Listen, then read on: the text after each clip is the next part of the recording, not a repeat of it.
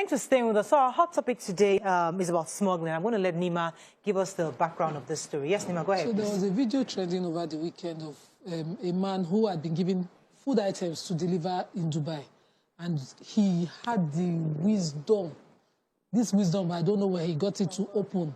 So these were packed foods, milk, chocolates, biscuits, and he just decided to open them. Cannabis were in some packs. The person had disguised and resealed. So, he had some other funny drugs. He had codeine. He had all sorts, and they were all disguised in food packages, palm oil, and given to him to take abroad. Ew. In some countries, these are death sentence offenses, and you will give your loved one to help you carry. I don't understand.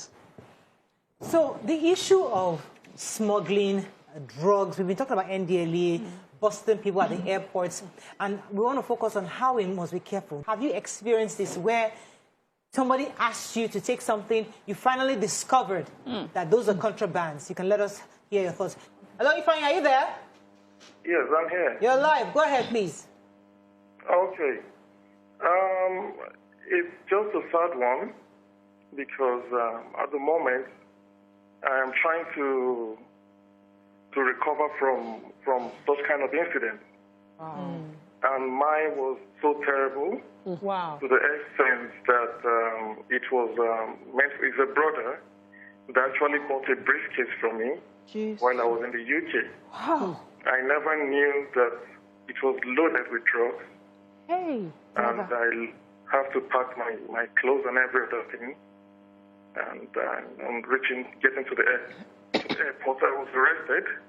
And I've wasted 15 years of my time for something I do not know about. And they say forgive and forgive, my dear.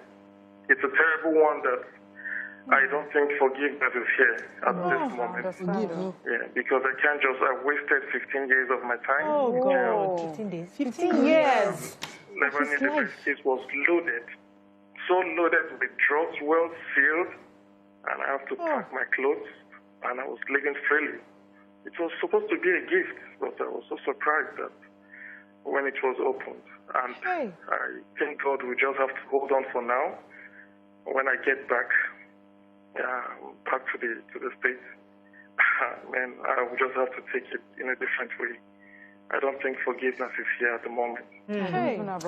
Thank you, Ifeanyi, for calling and sharing your story. That is really, really painful. 15 years of your life gone because your brother gave you a suitcase full of drugs to travel. Hello, Boyade. Yes, good morning. Good morning, sir. You're live. Go ahead, please. Mariah, just let me thank God. I would have been jailed when I was almost 60, and at a time my son was getting married in UK. I left. I told my wife and the family members to go before me. I retired as a director of Federal Ministry, Public Service. What would have been the headline? What would have been the headline? I was working in the presidency. A friend came and gave me a laminated book. And I did not know, in my innocence. Laminated book. I collected this since it was a book. I didn't know what they had gone to do was to laminate either cocaine or heroin. These books.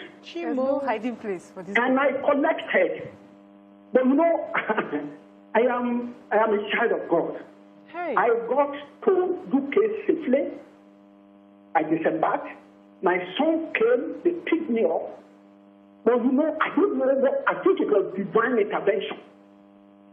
I escaped Birmingham Airport. It was when I now got home. I'm a librarian. I retired. I was the first director of library services in Federal Service. What would have been the headline in Newswatch, in the Punch, everywhere? And I'm from Ekiti State, innocent. What could they would have scandalized my name? Yes. Because when my son is a lecturer in one of the great universities in UK. Now cut it open. Daddy, what is this? Whole family. And the wife is a medical doctor. They said, what is this? It was heroin. Heroin. And I cried. I cried. At almost 60, and on the point of retirement, at the weekend, my son was to get married. Oh, my God. Wicked people. People are wicked. My mom had been scandalized, director in Federal Civil Service jail, and he kept on calling. He now came. Arrest him. I was like a wild cat. Oh. I held him by the throat, and in the process, I used my teeth on him. I said, this is what you wanted to do for me? Hey. Having worked for 35 years in service, at my age, I tore his clothes. Good. He was begging. Then phone call. He was begging. And I told him, he said, Pastor, he was begging. You know, the Bible tells us, flee away from every appearance of evil. Since that time, it's more than beggar bridge between us. I have no business. I praise God on your behalf. I mean, thank you for sharing. I come to my son's house and see that something. I gave it to him. And it was the third day after the wedding. I gave it to him and I told him, my son, never ever should I see you with him. Good morning there. Are you there? Damola? Yes, I am. Good morning. You're live. Go ahead, please. This has happened before as well. I was traveling to Dubai, and my mom called me when I got to Lagos that a friend was going to send me what Ankara that I should please take it with me and give it to her son. So when she met me at the airport, she brought out the Ankara from me. I met her, she gave me the Ankara. Then I told her, oh, I'll put it in my hand luggage because I've checked in my bag. So I put it in my hand luggage, which I did. When I got to Dubai, randomly, you know, they just stop you and they search your bag when you go through that machine. And my bag kept on beeping. And I wondered, I don't have anything illegal in my bag. I kept on beeping.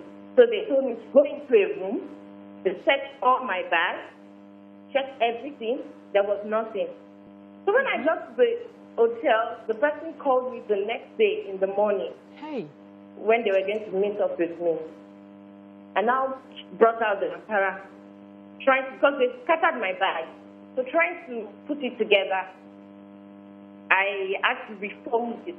While dusting it and refolding it, credit cards fell down. About 10 to 12 credit cards.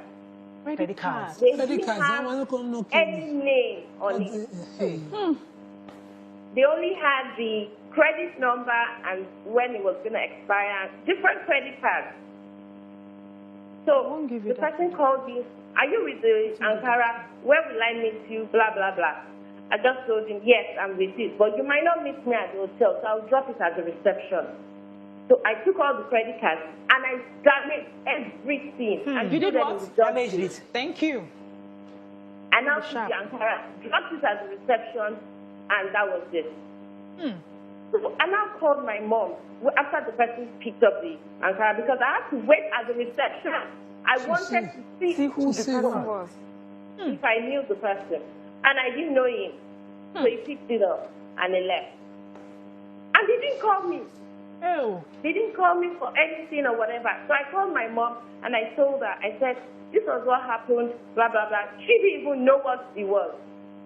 And that was it. Okay. So when I got back to Nigeria, the woman now called me that my son came to pick up the Ankara, but she left some papers on drawings on how she wanted the designs to blah, blah. And I don't know. I don't know anything about it. I just packed it, and that was how I gave it to her. And she didn't tell me, and she said, okay, no problem, thank you very much. So the woman was in the know. Yes. People did not go to her house. And arrange her. I hope Nigerians are hearing all these stories. See, in this life, if you don't know how to set boundaries, go and learn it. If you don't know how to say no, go and learn it. If you need to be coached to say no to certain people and even everybody, please, for your self-preservation, I will coach you for free. Go and learn it. There is nobody that you can have that you can't say no to. It's a problem. It becomes a problem because when you're considering what family say, they'll say I'm wicked, they'll say I'm selfish. And so, why are you bothered about what they will say? What works for you, works for you. Me, I will never take anything for anybody. Ship it.